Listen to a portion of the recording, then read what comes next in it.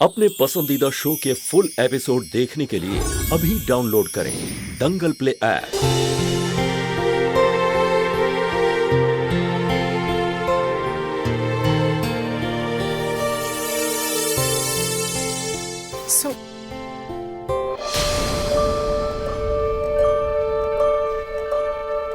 क्या बात है, अभी तक उठाया नहीं इसे?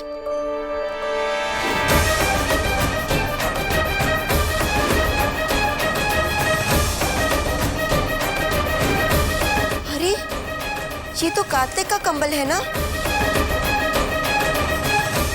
हे भगवान, जिस चीज का डर था वही हो रहा है। अपनी सुंदरता के बल पर इस घर पर राज करना चाहती है। मुझे तो डर है कहीं ये विधवा इसे सुहागन होने के सपने ना देख रही हो। कहीं कार्तिक पर तो इसकी नजर नहीं है ना? माफ करना, आपको कहीं बुरा ना लगे, लेकिन मैं सच ही कह रही हूँ। अभी तो इसने सिर्फ कार्तिक के कंबल पर कब्जा किया है। टाइम नहीं लगेगा जब ये कार्तिक के कमरे पर भी कब्जा कर लेगी। उठो महारानी, उठो।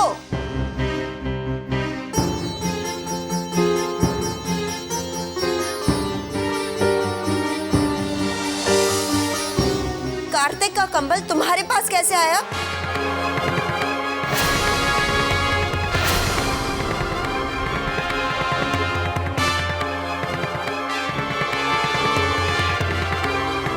बोलती क्यों नहीं? ये कंबल तुम्हारे पास कैसे आया? हमें नहीं पता बुआ जी।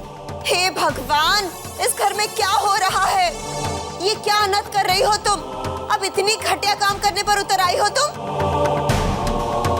क्या हुआ विद्या, क्यों चिल्ला रही है? अम्मा जरा देखिए इसने क्या किया है। कार्तिक का कंबल लेकर महारानी आराम से सो रही है।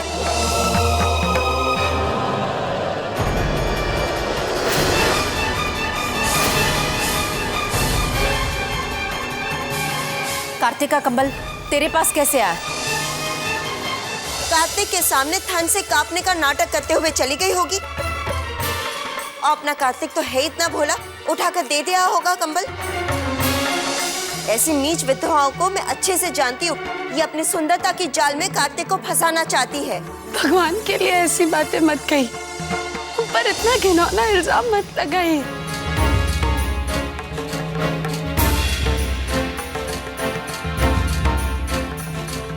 क्या हुआ? कार्तिक, सुमन के पास तेरा कंबल कहाँ से आया? ये आई थी तुझसे कंबल मांगने? नहीं, फिर? मैंने रात में इसको ठंड से ठिठुरते देखा था, तभी मैंने अपनी कंबल इनको दे दी। इसमें इतना शोर मचाने की क्या जरूरत?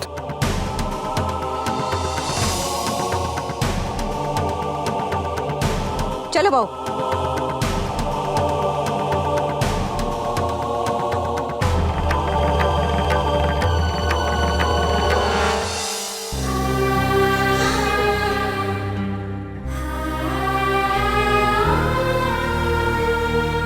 कार्तिक जी,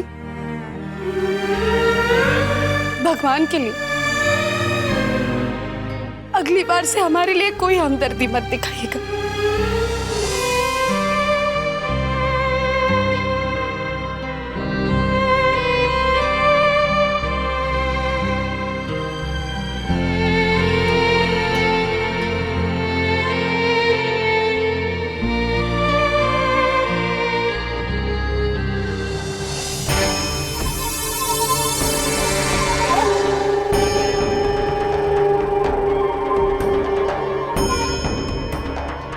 नंदिनी, अब तो तुम्हें मेरी बातों पर विश्वास हुआ ना?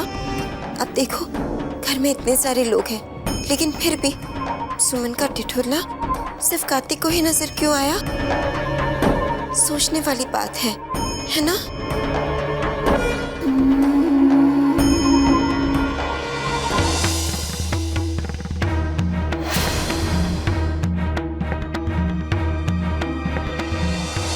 बहू, इतना परेशान मत हो।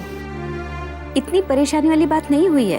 पंडित जी ने उसे समझाया भी था कि 13 दिनों तक अपनी इस्तेमाल की हुई चीजों को किसी और को इस्तेमाल करने नहीं दे सकता।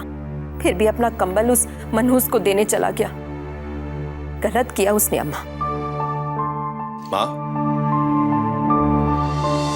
माँ आप लोग एक बहुत छोटी बात को इतना बड़ा क्यों रहे?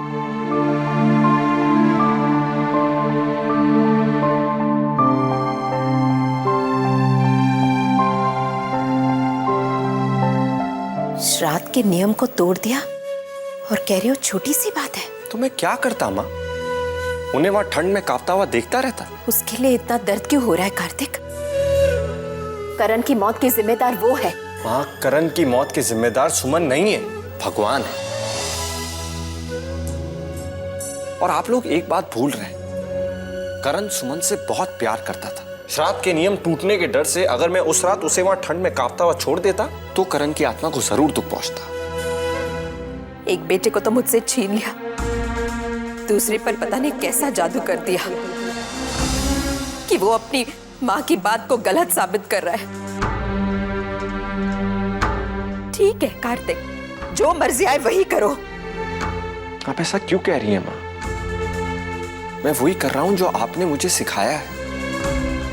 अगर आप मेरी जगह होती और सुमन को उस हालत में देखती तो आप भी वही करती जो मैंने किया है।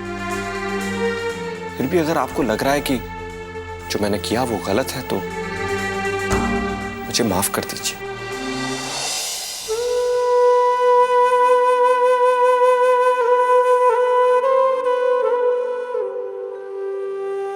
कार्तिक बेटा, तेरी माँ पहले से ही बहुत दुखी है, उसे और दुखी मत कर।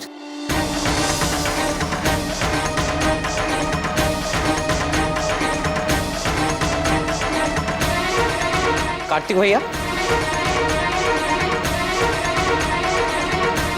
आपके लिए मैंने चाय बनाई थी, पी लीजिए। जी।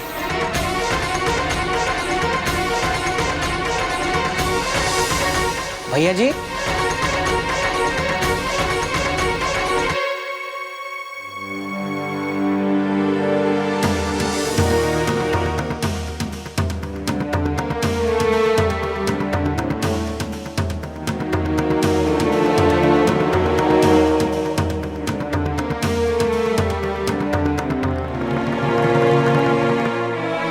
सुमन, मुझे नहीं मालूम था कि मेरी मदद आपके लिए इतनी बड़ी मुसीबत बन जाएगी। अगर हो सके तो मुझे माफ कर दीजिए। नहीं कार्तिक जी, आप क्यों माफी मांग रहे हैं? हमारा साथ हमारी किस्मत तक छोड़ चुकी है। हमारे साथ वही हो रहा है जो हमारे भाग्य में लिखा है। आप खुद को दोष मत दीजिए। पता नहीं घर में सब लोग इतनी छोटी सी बात को इतना बढ़ा क्यों रहे हैं। अगर मुझे पता होता कि बुआ इतना बड़ा बखेड़ा खड़ा करने वाली है तो मैं तब भी मैं शायद आपको कंबल जरूर उड़ाता। सॉरी, मेरी वजह से आपको इतनी कड़वी बातें सुननी पड़ी। अब हमें कोई फर्क नहीं पड़ता है कार्तिक जी। अमृत हो या जहर,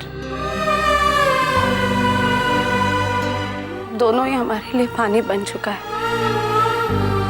करण जी के साथ साथ हमारी आत्मा भी जा चुकी है। आत्मा बिना शरीर को किसी कष्ट का एहसास नहीं होता।